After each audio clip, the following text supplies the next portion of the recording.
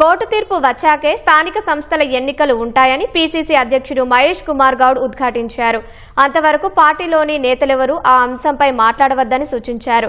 త్వరలోనే ఎన్నికలు నిర్వహించి కింద స్థాయి నేతలకు ఉత్సాహాన్ని అందిస్తామన్నారు. ఎన్నికల అంశంపై ఇటీవల మాట్లాడిన నేతల నుంచి నివేదిక కోరామని వచ్చాక తదుపరి చర్యలుంటాయని స్పష్టం చేశారు.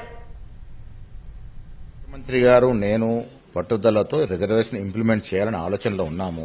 అడ్డంకులు వస్తున్నమాట వాస్తవము.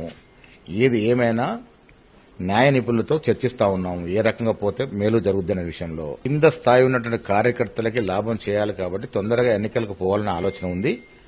ఈ అడ్డంకులు కొంత తొలగిన తర్వాత ఎన్నికలకు పోతాం. ఇది కోర్టులో ఉన్న అంశము.